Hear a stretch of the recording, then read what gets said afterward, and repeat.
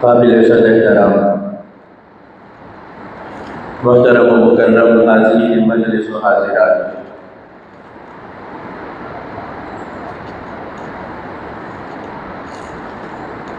اللہ رب العزت کا جس قدر شکر ادا کیا جائے وہ کم ہے کہ اس نے ہمیں اور ہمارے ملک پاکستان کو جنگ زدہ حالات سے نکال کر امن کی طرف چلا دیا۔ میں اور آپ بخوبی یہ بات جانتے ہیں کہ گزشتہ چند ہفتوں میں اہل باطل کے جو عزائم اور جو ارادے پاکستان اور پاکستان کی سالمیت اور یہاں کے مسلمانوں کے خلاف پس پردہ ہوتے تھے، وہ ہم نے اپنی آنکھوں سے دیکھے۔ اب وہ پس پردہ نہیں ہے، ہم نے دیکھا کہ کیسے عالم کفر وہ تقریباً مل کر کے پاکستان پر حملہ آور ہونے کے لیے تیار ہے۔ اپنی سازشوں کے نتیجے میں شاید انہیں یہ ظلم تھا کہ وہ روٹی جو عرصہ دراز سے ہم پکا رہے ہیں اب پک چکی ہے، اور وہ فصل اب تیار ہے، بس ہم نے اسے کاٹ لینا ہے یا ہم نے اس سے نوالے لینے ہیں۔ اپنی سازشوں کے نتیجوں میں پاکستان کو وہ اس وقت تر نوالا سمجھے ہوئے، چنانچہ اپنے طور پر پاکستان کے خلاف ایک سازش رچی گئی، اور پھر پاکستان اور اس کی حکومت کی ایک نہ سنی گئی، بلکہ یک طرفہ طور پر یہ طے کر لیا گیا کہ جو کچھ بھارت کے اندر اس کے مقبوضہ کشمیر کے اندر ہوا ہے اس میں براہ راست پاکستان ملوث ہے، اور یہ بہانہ بنا کر پاکستان کی سرحدوں کے اندر ڈالائے۔ یہی سوچ کر آئے تھے کہ پاکستان تو معاشی طور پر کمزور ہو چکا ہے، پاکستان سفارتی طور پر الگ ہو چکا ہے، آج دنیا میں اس کا ساتھ دینے والا کوئی نہیں، پاکستان شاید ٹیکنالوجی کے اندر بہت پیچھے ہے، پاکستان کی فوج شاید بہت کم ہے، جو ماحول عالمی میڈیا دکھا رہا تھا، جو ان کے تجزیے تھے، اس سے انہیں یہ محسوس ہو رہا تھا کہ شاید پاکستان کی فوج اب وہ تنہا ہو چکی ہے، بلکہ اس کے اندر بغاوت کی آوازیں آ رہی ہیں، اب وہ لڑائی کے قابل نہیں ہے، پاکستان ایک تر نوالا بن چکا ہے، ابھی نہ اس کا تو دیر ہو جائے گی، اس لیے یہ بہترین موقع ہے، اسے اچک لینا چاہیے، اسے بدلانا چاہیے کہ تم اسلام کرتے ہوئے دنیا کی ترقی کے اندر کس قدر پیچھے رہ گئے کہ آج تمہارے پاس وہ بہترین قسم کا دفاعی ساز و سامان نہیں ہے، بلکہ تمہارے مد مقابل کو اغیار نے رافیل جیسے جدید طیاروں سے نواز رکھا، S-400 جیسا روسی سسٹم اس کے پاس ہے جو تمہارے میزائل اور جہازوں کو ان تک پہنچنے نہیں دے گا، تم نے ان کے سامنے تھمکے ہو، اور یہ باتیں بھارت کا وزیر اعظم سرعام میڈیا پر بیٹھ کر کہہ رہا کہ پاکستان اور اس کا دفاع ہمارے سامنے 3 تنکوں کی طرح اس قدر یہ کمزور انہیں کے باور کرایا گیا کہ اب پاکستان پر اگر تم حملہ آور ہوتے ہو تو اس پاکستان کو بچانے والا کوئی نہیں۔ ہم نے بڑی عرصے سے یہاں سازشیں کی ہے اور آج ہمیں وہ کامیاب ہوتی ہوئی نظر آ رہا ہے۔ بلوچستان جو پاکستان کا ایک بہت بڑا صوبہ بلکہ سب سے بڑا صوبہ، وہاں عرصہ دراز سے ہم لوگوں کے ذہنوں میں یہ بات ڈالتے چلے آئے ہیں کہ تمہارے ساتھ حکومت نے بڑا ظلم کیا ہے، پاکستان سے علیحدہ ہو جاؤ اور اپنی مملکت کا اعلان کرو، پاکستان کو نہیں مانو، اس نے تمہارے لیے کیا کیا ہے۔ وہاں یہ پروپیگنڈا اور یہ ذہن سازی ہمارے پیٹ لوگ جنہیں یہاں سے پیسے دیے جاتے ہیں وہ کرتے چلے جائیں کہ بلوچ قوم کو محرومیت کا احساس دلوا کر اسے پاکستان توڑنے پر آمادہ۔ اسی طریقے سے خیبر پختونخوا کے اندر وہاں ان کی مذہب سے جڑوں کو کمزور کر یہ احساس محرومیت کے نام پر پاکستان کا ساتھ نہیں دیں گے، پیچھے ہو جائیں گے، اور وہاں پختونخوا والے وہ جنگ اور جہاد کے نام پر پاکستان کا ساتھ نہیں دیں گے بلکہ پیچھے ہو جائیں گے۔ مذہبی طور پر جو شدت ان کے اندر ہے جس کی وجہ سے وہ عالم کفر کے آگے جہاد کے لیے کھڑے ہو جاتے ہیں، پاکستانی افواج کے ساتھ کھڑے ہو جاتے ہیں، اس کے دفاع کے لیے کھڑے ہو جاتے ہیں۔ ایک عرصہ ان پر محنت کی گئی کہ اس قوم کو ناچ گانوں پر لگا دو، اس میں سے یہ مذہبی انتہا پسندی ختم کر، تاکہ کل کو اگر پاکستان پر حملہ ہو تو پھر پاکستان کے دفاع کے لیے افواج پاکستان کے علاوہ اور کوئی نہیں، یہاں کی عوام اس کا ساتھ دینے والی نہ ہو۔ اس پر عرصہ دراز تک کام کیا گیا۔ اسی طریقے سے پنجاب کے اندر سیاست کے نام پر لوگوں کو بانٹا گیا، لیڈروں کے پیچھے ایک دوسرے کو لگایا گیا اور کچھ لوگوں کے لیے ان کے لیڈر کو پاکستان کی صالحیت سے بڑا بتایا، حتیٰ کہ وہ سر عام یہ کہنے لگے کہ اگر ہمارا لیڈر ہے تو پاکستان ہے، نہیں تو ہم اس پاکستان کو ہی نہیں مانتے۔ یہ ساری وہ نسل ہے کہ جسے معلوم ہی نہیں ہے کہ پاکستان کو کس قدر قربانیوں سے حاصل کیا ہے، کس قدر اللہ رب العزت سے اسے دعاؤں میں مانگا گیا ہے، کس قدر اس کے لیے قربانیاں پیش کی گئی تھی، کس قدر ہماری بہنوں کی عزت ہے اس کے لیے پامال ہوئی، ہماری ماؤں کی عزت ہے اس کے لیے پامال ہوئی، مسلمانوں کے کس قدر قومیں اس ملک کے نام پر فقط اسے غائب کرنے کے لیے لٹ گئے تھے، اپنے عیش و عشرت کے سامان سے محروم ہو گئے تھے۔ یہ نسل وہ تاریخ جانتی ہے، اسے لگا کہ پاکستان ایک مذاق، ہمارا لیڈر اور ہماری جنگ وہ ہمارے لیے سب سے بڑھ کر ہے، وہ ہے تو پاکستان ہے اور وہ نہیں ہے تو پاکستان نہیں، ہمیں کوئی فرق نہیں پڑتا، ہمیں ایسا پاکستان نہیں چاہیے کہ جس کے اندر ہمارا لیڈر نہ ہو۔ یہ ذہن سازیاں کی کشمیر کے اندر آزاد کشمیر جو پاکستان کے زیر انتظام ہے وہاں پروپیگنڈے کیے گئے، خوب ایسے لوگوں کو آگے لایا گیا جو کشمیریوں کو یہ باتیں سکھلا رہے تھے کہ ہم نے پاکستان کے اندر رہ کر کیا کرنا ہے، پاکستان سے ضم ہونے کے نعرے ہم کیوں لگائے، ذرا دیکھو تو آج پاکستان کے اندر اپنا کیا ہے، کس قدر وہاں کے لوگ ان کے پاس آج کھانے کو روٹی نہیں ہے۔ ہم کیا بے وقوف ہیں کہ ایسے پاکستان کے ساتھ الحاق کریں؟ اس پروپیگنڈے کو وہاں لوگوں کے ذہنوں میں ڈالا گیا، انہیں اس بات پر قائل کیا گیا کہ اقوام متحدہ کی قراردادوں کے مطابق ہمارا حق ہے،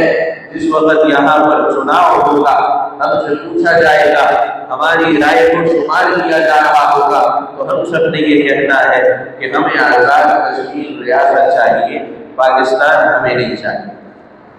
جگہ جگہ سے پاکستان کو کمزور کیا جا رہا ہے۔ جگہ جگہ سے خوب اس کے اوپر پیسوں کو خرچ کیا جا رہا ہے، اور حتیٰ کہ یہ وہ وقت تھا کہ جس وقت عالم کفر نے یہ سمجھا کہ جس قدر ہم خرچ کر چکے ہیں اور محنت کر چکے ہیں اور جو فصل ہم بو رہے ہیں اب اسے کاٹنے کا وقت آ گیا ہے، ہر چیز تیار ہے، اب پاکستان کی ایک نہ سنو، اس کی حکومت ابھی کمزور، اس کی معیشت ابھی کمزور، اس کی فوج شاید ابھی کمزور، اس کی عوام کے ذہنوں میں وہ شبہات ہیں، وہ اپنی فوج کے ساتھ نہیں، اپنے ملک کے دفاع میں نہیں، بلکہ اپنے منصوبے لیے بیٹھی ہے۔ یہ بہترین موقع، اسے وہ بہترین موقع سمجھ کر کے پاکستان پر حملہ آور ہو، اس کی صالحیت کا انہوں نے احترام نہیں کیا۔ پوری دنیا کے اندر تو ویسے ہی مسلمانوں پر حملہ آور ہے، کہیں مسلمان ایسے نہیں کہ جو اپنی رائے رکھتے ہوں اور اس رائے کے ساتھ وہ آزادی کے ساتھ زندگی بسر کر رہے ہیں۔ آپ دنیا کے نقشے پر نظر دوڑائیں، اگر وہ اپنی رائے رکھتے ہیں، اسلام کے مطابق کوئی بات کہتے ہیں تو ان کے اوپر حملے کیے جاتے ہیں، ان سے جنگیں بول لی جاتی ہیں، اور نہیں تو انہیں ڈرا دھمکا کر کے ان کی حفاظت کے نام پر انہی کی دولتوں کو لوٹا جاتا ہے، ان سے پیسے لیے جاتے ہیں کہ تم ایسا کوئی کام نہ کرنا جو عالمی قوانین کی خلاف ورزی کہلائے، ہم تمہاری حفاظت کریں گے۔ کس کے حفاظت کریں گے؟ دوسرے مسلمانوں سے جو رائے رکھنے والے، جو تمہاری حکومتوں کو اچھا نہیں سمجھتے،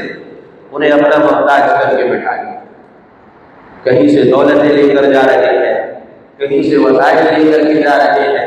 الغرض کوئی ملک ایسا نہیں کہ جس پر آج وہ حملہ آور نہ ہو۔ اللہ رب العزت نے اگر کوئی ملک باقی رکھا ہے تو وہ میرا اور آپ کا وطن اور ملک پاکستان ہے، جس پر انہوں نے طویل عرصے تک محنت کی، اور جب انہیں یہ یقین ہو چلا کہ اب ہم انہیں دبانے کے لیے تیار ہیں تو اس ملک کے اوپر حملہ آور ہو۔ مگر شاید وہ یہ بات نہیں جانتے تھے کہ یہاں رہنے والی قوم وہ مسلمان قوم ہے۔ اس قوم کو یہ معلوم نہیں ہے کہ معیشت کمزور کیا ہوتی ہے اور معیشت طاقتور کیا ہوتی ہے۔ اس قوم کو یہ معلوم نہیں ہے کہ دفاعی ساز و سامان میں کمزوری کیا ہوتی ہے اور طاقتور ہونا کیا ہوتا ہے۔ اس قوم کو یہ معلوم نہیں ہے کہ ہماری جتنی عوام ہمارا ساتھ دینے کے لیے تیار ہے اور جتنی ہمارے خلاف ہے۔ یہ وہ قوم ہے کہ جس وقت حق پر ہو تو اس نے اسلام سے یہ درس دیا ہے، پھر یہ اللہ رب العزت پر بھروسہ رکھتے ہوئے میدان جہاد کے اندر کود پڑے گی۔ پھر اسے پرواہ نہیں ہوتی کہ میں طاقتور بھی ہوں کہ نہیں۔ یہ وہ بنی اسرائیلیوں والی قوم نہیں ہے کہ جن کو حضرت موسیٰ علیہ السلام نے اللہ رب العزت کا جب حکم سنایا کہ جہاد کا حکم ہے آ جاؤ، تو وہ آگے سے یہ جواب دینے لگے کہ اذهب انت وربك فقاتلا انا هاهنا قاعدون۔ اے موسیٰ، آپ جائیے اور جس رب کا آپ نام لیتے ہیں اسے اپنے ساتھ لے جائیں۔ انت وربك، کیا کرتے جائیں؟ آپ جائیں اور جہاد کریں۔ انا هاهنا قاعدون، ہم لوگ کمزور لوگ ہیں، جنگ میں آپ کا ساتھ نہیں دے سکتے، ہم یہاں بیٹھے ہوئے۔ یقین جانیے کہ یہ وہ بات ہے جو اللہ رب العزت نے قرآن حکیم میں ہمیں بتائی کہ حضرت موسیٰ علیہ السلام کی قوم بنی اسرائیل جب وہ غلامی کے اندر رہ کر خراب ہو چکی تھی تو اس کی ذہنی پسماندگی کا یہ عالم تھا کہ وہ لڑنے کے لیے تیار تھے، باوجود اس کے کہ وہ جانتے تھے کہ موسیٰ حق پر ہے، موسیٰ درست بات کہہ رہے ہیں، مگر لڑنے کو تیار نہیں۔ بلکہ قرآن حکیم میں ہے کہ وہ کہہ رہے تھے موسیٰ آپ جاؤ، آپ طرف جائے، ہم یہاں بیٹھے ہو۔ یہی پروپیگنڈا پاکستان کے رہنے والے بہت سے لوگوں کے دماغوں میں پھیل دیا، دشمن کی طرف سے ڈالا گیا کہ پاکستان پر اگر حملہ ہے تو وہ پاکستان پر حملہ نہیں ہے، یہاں کی فوج پر حملہ ہے، ایک صوبے پنجاب پر حملہ ہے، ہم اس لڑائی کے اندر ایک کا ساتھ نہیں دیں۔ سرعام یہ باتیں سننے کو ملی کہ وہ قومیں جن کے جنگی کارناموں پر آج تک فخر کیا جاتا ہے، آج ان کی نئی نسل کو یہ بات سکھلائی جا رہی تھی کہ اس جنگ سے تمہارا کوئی لینا دینا نہیں ہے، اسے ہو کر بیٹھے، ہم نہیں لڑیں گے، تم لڑو، تم جانو، تمہارا اللہ جانے، تمہاری فوج جانے۔ بلوچستان سے آوازیں اٹھ رہی ہے کہ ہم تو آزادی چاہتے ہیں، پختونخوا والوں کو یہ سبق پڑھایا جا رہا ہے کہ یہ تمہاری جنگی نہیں ہے، بہت لڑ لی ہے، تم آرام سے گھر میں بیٹھو۔ یہ جنگ نہ پاکستان کی جنگ ہے نہ اسلام کی جنگ ہے، یہ تو فوجیوں کی جنگ ہے اور پنجاب کی جنگ ہے، چھوڑ دو یہ۔ انہیں بھی سمجھ میں آئے کہ یہ جو پاکستان پر ظلم کرتے ہیں اس کا کیا انجام ہوگا۔ یہ باتیں باقاعدہ کہی گئی کہ جب یہ اپنے عوام کے سامنے ہوتے ہیں تب تو ظالم ہوتے ہیں، جب اپنے سے بڑی فوج سے ان کا مقابلہ ہو جائے تو اس وقت یہ میدان جہاد کو چھوڑ کر کے بھاگ جائے، سرنڈر کر دیتے۔ ہمارے جو سپہ سالار ہیں میرے اور آپ سب کے لیے قابل عزت ہیں اور ہونی چاہیے، انہیں ہم نے ذلیل بغیر کسی وجہ، بغیر کسی ثبوت کے انہیں ہر معاملے کے اندر دھکیلا، نشانے پر دیا۔ کوئی جگہ ملک میں شاید ایسی نہیں بچی تھی کہ جہاں کے باشندے وہ ان کی حمایت میں اس قدر ہو کہ وہاں ان کے خلاف بولنے والا کوئی، بھلے ہم سیاست کے نام پر انہیں رگے رہے ہوں، یہ کسی اور بات، ننگی ننگی گالیاں دی جا رہی ہیں۔ آپ کو کیا معلوم نہیں ہے کہ آپ کے یہ رویے عالم کفر دیکھ رہا ہوگا، آپ کی یہ باتیں ان کی ایجنسیاں وہاں تک پہنچا رہی ہوگی کہ یہاں کے زمینی حقائق یہ ہیں کہ آج ان کا ساتھ دینے والا کوئی نہیں ہے، ان پر حملہ آور ہو، جو چاہے اسے منوا دو، جو چاہے اسے رویہ اختیار کر لو، بہترین موقع، یہ موقع انہیں فراہم کرنے میں ہمارے پاکستانی پیش میں عرض کر رہا ہوں کہ کہیں محرومیوں کے نام پر پاکستان کو کوسنے لگے، کہیں جہاد کے نام پر پیچھے ہٹنے لگے کہ ہم تو لڑنے پھرنے والے نہیں ہیں، بہت لڑ لیا، بجائے اس پہ کہ اگر جنگ اور جہاد انہوں نے اسلام کے نام پر کی ہے تو اس پر فخر کرتے، اپنی تاریخ پر فخر کرتے، اللہ رب العزت کے اس حکم کو ماننے والے ہوتے، اپنی نئی نسل کو انہوں نے یہ سکھایا کہ یہ میدان اور یہ گھوڑا یہ ہمارے کام ہی نہیں، پیچھے ہٹ جاؤ، پیچھے ہٹ کر کے کیا کریں گے، اپنی ایک انجمن بنائیں گے، جماعت بنائیں گے اور پاکستان کی سالمیت کے خلاف باتیں کریں گے، یہی کریں گے، کہیں جرگے دے کر، کہیں دھرنے دے کر ہم یہ کہیں گے کہ پاکستان میں ہمارے ساتھ بڑا ظلم ہوا ہے اور ہم اپنے آپ کو پاکستانی نہیں، اس پروپیگنڈے کو یہ جو دشمن کے خلاف استعمال ہونے والے لوگ تھے، دشمن کے خلاف سینہ سفر ہونے والے لوگ تھے، وہ پاکستان کے خلاف محاذ بولے بولے کھڑے۔ پاکستان کے اندر یہ سارے حالات میں نے اور آپ نے دیکھے، مگر اللہ رب العزت کا جس قدر شکر ادا کیا جائے گا ہے کہ باوجود اس کے کہ کفر ہم پر حملہ آور ہوا، باوجود اس کے کہ پوری دنیا سے پاکستان کے اوپر یہ پریشر ڈالا گیا کہ تمہاری حالت ہمیں اچھے سے معلوم ہے، بدلہ لینے کا مت سوچنا، تم پر جو کچھ بھارت کر کے چلا گیا بس خاموش ہو جاؤ، آگے وہ کچھ نہیں کرتا، اس کی بھی بلے بلے ہو گئی، تمہارا بھی کوئی خاص نقصان نہیں ہوا، خاموش ہو جاؤ، لیکن قربان جاؤ میں اپنے پاک اموال پر اور ایسی مدبرانہ قیادت کرنے والے لوگوں پر کہ وہ اس مرتبہ ڈٹ کر کھڑے ہو گئے اور انہوں نے کہا کہ یہ رویہ ہم کسی صورت برداشت نہیں کریں، اگر ہمارا یہ رویہ ہے تو پھر آزاد پاکستان کا معنی کیا ہے کہ وہاں جب چاہے ہندو بنیا جس سے ہم نے آزادی دی، دو قومی نظریہ جس کے سامنے ہمارے قائد نے رکھا کہ ہم الگ قوم ہیں، یہ الگ قوم ہے، ہم ان کے تابع ہو کر زندگی نہیں گزاریں گے، کہ آج بھی وہ اس قدر ہم پر طاقتور ہے کہ جب چاہیں گے ہم پر وہ میزائل ڈالیں گے، جب چاہیں گے یہاں آپریشن کریں گے، جب چاہیں گے ہمیں دھمکا لیں گے، جب چاہیں گے ہمیں دبا لیں گے، ہم کچھ کرنا نہیں چاہیں گے تو اقوام عالم ہمارے سامنے کھڑے ہو جائیں گے اور کہیں گے کہ نہیں تم نے کچھ نہیں کہا۔ اپنے ہاتھ نیچے رکھو، پاکستان کے حالات تمہارے سامنے ہیں، اگر تم جواب دیتے ہو تو پاکستان کے اندر تمہیں یہ نقصان ہوگا، پاکستان کے باہر تمہیں یہ نقصان ہوگا۔ دوبارہ عالمی دباؤ ہمارے ملک کے اوپر آیا اور بہت شدید آیا، لیکن قربان جاؤں میں ان تمام قائدین پر کہ اس مرتبہ انہوں نے یہ دباؤ جھیلنے سے انکار کر ہاتھ کھڑے کر دیے کہ بس بہت ہو گئے، اس سے آگے اب ہم جھیل نہیں سکتے، ہم جواب دیں گے اور بھرپور دیں گے۔ اپنا دفاعی جواب جو انہوں نے دیا اسے ساری دنیا نے، اور اس بات کو مدتوں یاد رکھا جائے گا، اس تاریخ کو مدتوں یاد رکھا جائے گا۔ آپ جانتے نہیں کہ فرد جذبات میں لوگوں کا عادت کیا تھا کہ جس وقت میں اللہ رب العزت نے ایک ایسی صبح بھی لائی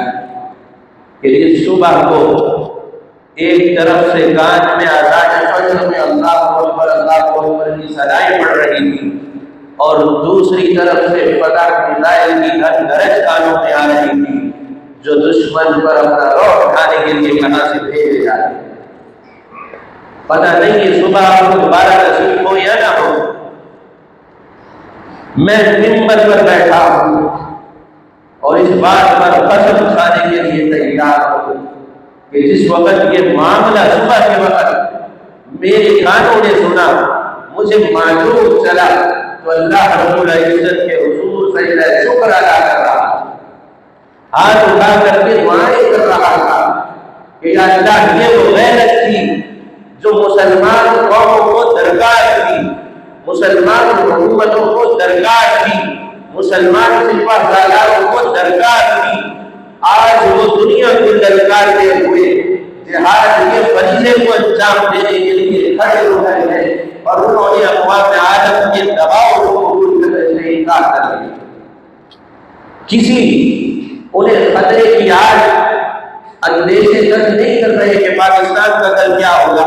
ہم پر پابندیاں نہیں لگے گی، آج وہ کھڑے ہو گئے تو یہ کہتے ہوئے کھڑے ہو گئے کہ ان اللہ یحب الذین یقاتلون فی سبیلہ صفا کانہم بنیان مرصوص، کہ اللہ رب العزت اس قوم سے محبت فرماتے ہیں، ان لوگوں سے محبت فرماتے ہیں جو اللہ کی راہ میں جہاد کرتے ہیں، جہاد کرتے ہیں، اپنی جان اور مال کو پیش کرتے ہیں اور آپس میں سیسا پلائی ہوئی دیوار بن کر کے کھڑے ہو جاتے ہیں۔ نہ صرف یہ کہ انہوں نے اپنی جانوں کو اللہ کے رسول پیش کیا، اپنے ملک کے دفاع میں پیش کیا، اپنے مال کو اللہ کے رسول پیش کیا، بلکہ یہ پیغام دیا کہ ہم بھی سیسا پلائی دیوار بن کر کھڑے ہیں اور قوم کو کہتے ہیں کہ وہ بھی سیسا پلائی دیوار بن کر کھڑا ہو، کھڑی ہو جائے، ہمت کر لے، پھر شاباش ہے اس قوم پر کہ جس کی ذہن سازیاں کی جا رہی، جسے پروپیگنڈوں کی لپیٹ میں لیا جا رہا تھا، جسے پاکستان کو توڑنے پر قائم کیا جا رہا تھا، کہیں سیاست کے نام پر، کہیں دہشت گردی کے نام پر، کہیں احساس محرومیت کے نام پر، وہ سارا کا سارا لوگوں نے بھلا دیا اور اپنی افواج کے ساتھ اللہ رب العزت کے جہاد کے لیے شانہ بشانہ کھڑے ہو، قربانیاں دینے کے لیے کھڑے ہو۔ یقین جانیے کہ یہ وہ لمحہ تھا کہ جس وقت ساری دنیا نے پاکستان کی یہ حالت دیکھی تو وہ سوچنے پر مجبور ہو گئے کہ شاید ہماری جو رپورٹیں آئی ہیں وہ غلط، پاکستان سے متعلق جو تجزیے ہمارے پاس ہیں کہ آج اس کی فوج تلے تنہا ہے، اس کے دفاع کے لیے کوئی کھڑے ہونے کو تیار نہیں، اس کے نوجوان تو پاکستان مخالف سرگرمیوں میں ملوث ہیں، حکومت مخالف نعرے لگا رہے ہیں، وہ لڑنے نہیں آئیں گے، وہ دیکھ رہے ہیں کہ کیا ہوگا۔ سب سے آگے تو یہ لوگ، ان کی تو فوج میں بھی شاید اس قدر جذبہ نہ ہو جس قدر یہ قوم متحد ہو کر کھڑی ہو گئی۔ اس جذبے کو ہم کیا کریں؟ اب یہ قابو نہ کیا تو یہ تو بڑی جنگ چھڑ سکتی ہے کہ جس کو کنٹرول کرنا ہمارے قابو میں نہیں ہے، ہمارے بس میں نہیں رہے۔ وہاں بھارت کا، اسرائیل کا، فرانس کا اور عالم کفر کا نقصان ہونا شروع ہوا، انہیں اللہ رب العزت نے ذلیل کرنا شروع کیا، تو پھر دوبارہ سے اقوام عالم نے دباؤ بنایا کہ پاکستان امن کی پیشکش کر رہا تھا، امن چاہتا تھا، ہم اپنے کردار ادا کرنے کو تیار، بھارت امن کے لیے تیار ہے، تو اب امن کے لیے بات چیت نہ کی جائے، امن کی طرف آیا جانا چاہیے۔ اس لیے کہ ان 6-8 گھنٹوں کے اندر وہ دیکھ چکے تھے کہ اگر پاکستان کو آج روکا نہ گیا تو پھر پاکستان روکنے والا نہیں۔ اس دفعہ اس کی سالمیت پر بات آئی اور حد ہو گئی، برداشت کی حد ہو گئی۔ اب یہ اللہ رب العزت کا نام لے کر کے کھڑے ہو گئے، اعلان جہاد انہوں نے کر دی۔ کیا میں نے اور آپ نے نہیں دیکھا کہ ہمارے اوپر جو ڈرون گر رہے تھے اسرائیلی ساختہ یہودیوں کے تھے؟ اسرائیل ہماری سرحد سے کہاں ہے؟ نقشہ دیکھیں تو آپ کو معلوم چلے گا کہ کس قدر دور وہ لوگ بیٹھے ہوئے ہیں قاتل بن کر۔ ان کے ڈرونوں کا یہاں کیا تھا؟ ہم سے تو کوئی سرحد وہ اسرائیل کی نہیں لگ رہی، جہاں وہ قاتل ہوئے بیٹھے ہیں وہ تو عربوں کا علاقہ ہے۔ ہماری سرحدیں تو ایران سے مل رہی ہے، افغانستان سے مل رہی ہے، چین سے مل رہی ہے، بھارت سے مل رہی ہے، یہاں اسرائیلی ساختہ ڈرون کہاں سے آئے؟ کیا اب بھی آپ کو یہ سمجھ نہیں آتا کہ جو لوگ عالمی سازشوں کو آپ کے سامنے آشکار کر رہے ہیں کہ مسلمانوں کو اور خصوصاً پاکستانیوں کو تباہ و برباد کرنے کی نیت سے عالم کفر ایک ہوا پڑا ہے، ان کا آپ مذاق اڑائیں؟ جو علماء،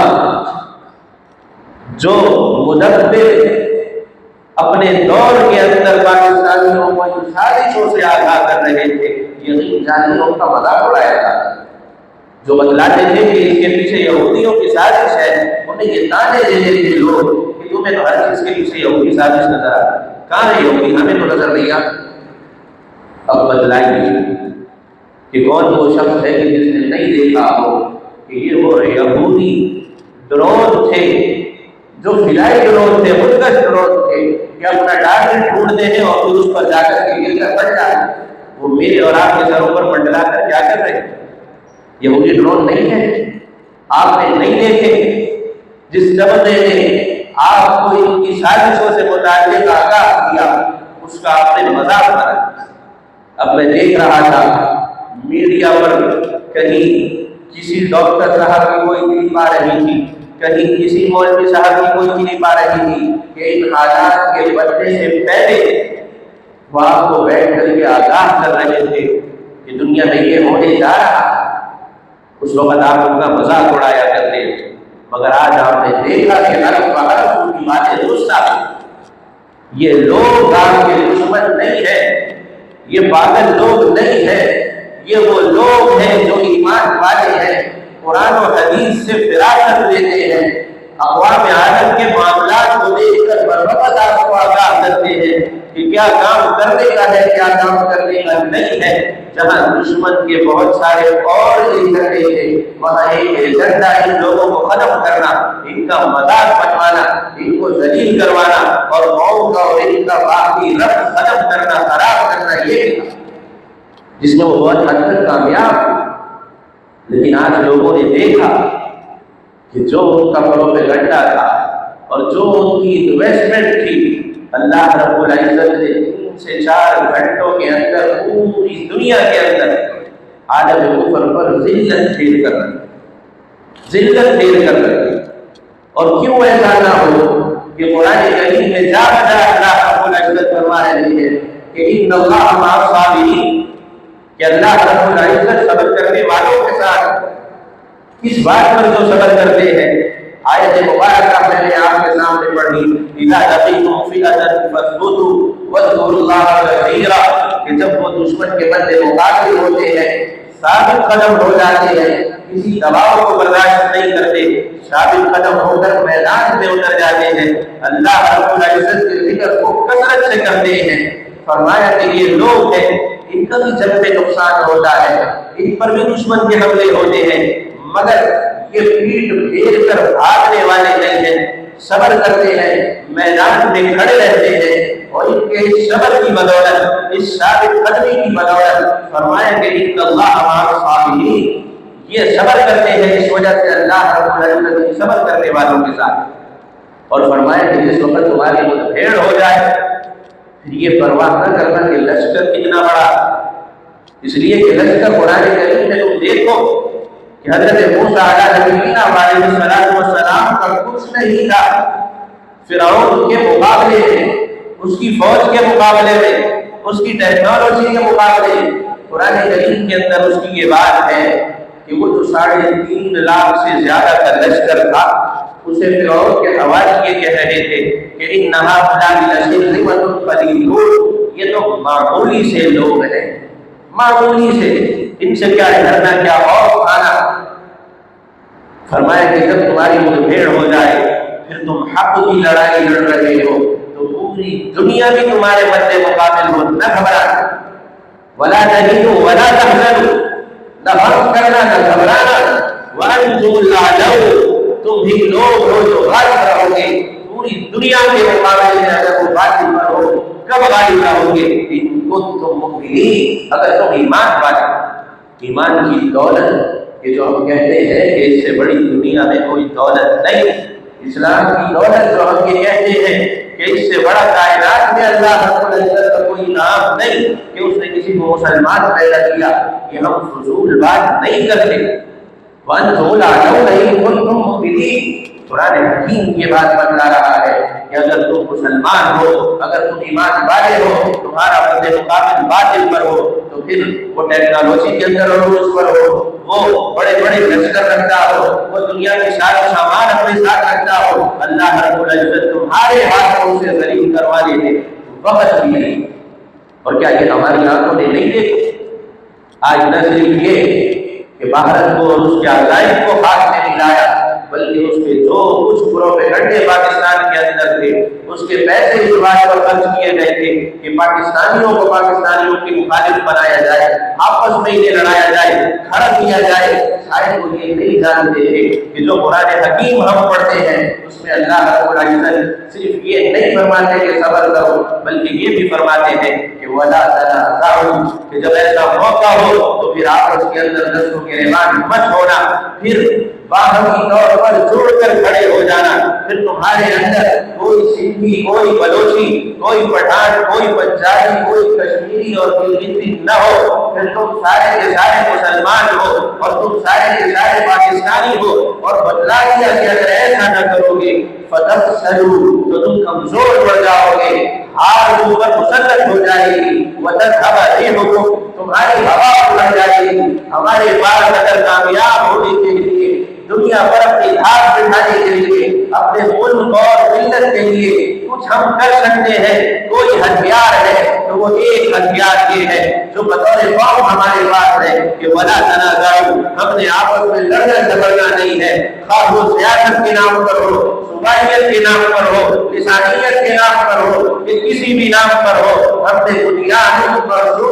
حقیقی معنی میں بن کر اپنے ملک کے لیے، اپنی دین کے لیے، اسلام کے لیے کھڑے ہو جاتے ہیں۔ لوگ یہ بھی کہا کرتے تھے کہ پاکستان کی جو جنگیں ہیں اس میں اسلام سے کوئی تعلق تھوڑی، بلکہ اسلام پر پاکستان کے خلاف لڑائیاں کر رہے تھے، ان لڑائیوں کو جہاد کا نام بھی دے رہے تھے۔ مجھے بتلائیے کہ ان کے کسی ایک مبارک سے عالم اسلام کو اللہ نے کوئی خوشی دی، یا افواج پاکستان نے یہ جو 4 گھنٹے میدان لگایا اس سے افواج عالم میں مسلمانوں کا سر فخر سے بلند کر دیا کہ نہیں کر دیا؟ عالم اسلام میں اس وقت خوشی ہے کہ نہیں ہے؟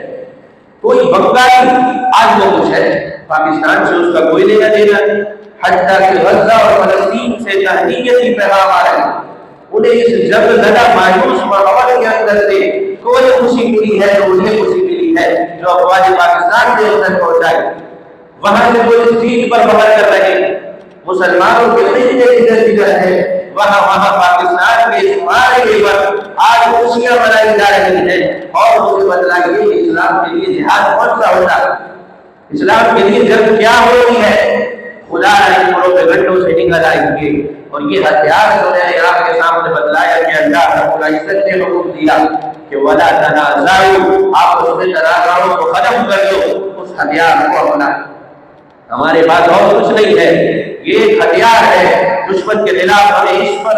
کھڑے ہو جانا ہے، اور اس کے اندر کسی قسم کی کوئی کمزوری نہیں دکھانی۔ دعا ہے کہ جو کچھ کہا سنا اللہ رب العزت مجھے اور آپ کو اس پر عمل کرنے کی توفیق نصیب فرمائے۔ آج یوم شکر ہے، تشکر ہے، حکومت کی طرف سے اعلان ہے، خصوصی شکر کے نوافل ادا کیجیے، دعائیں کیجیے کہ اللہ رب العزت مجھے اور آپ کو، اسلام کو اور پاکستان کو رہتی دنیا تک قائم رکھے، اور اس کی سالمیت کی عبادت فرمائے، اور ہم جیسے بنیاد مرصوص بن کر کھڑے تھے آگے بھی ہمیں بنیاد مرصوص بنا کر رکھے، اس لیے کہ دشمنوں کو یہ ضرب لگی ہے، یہ جنگ انہوں نے ختم نہیں کی، وہ سازشیں رچیں گے، وہ دوبارہ حملہ آور ہونے کی سوچیں گے۔ مجھے اور آپ کو ہر لمحہ اپنے ملک کے ساتھ، اپنی افواج کے ساتھ آپس میں باہم متحد ہو کر کھڑے ہونے کی ضرورت ہے۔ میں اور آپ کا عہد کریں کہ ہم سے جو کچھ کوتاہیاں ہوئی آئندہ اس معاملے کے اندر ہم کوئی کوتاہی برداشت نہیں کریں گے۔ وآخر دعوانا الحمدللہ رب العالمین۔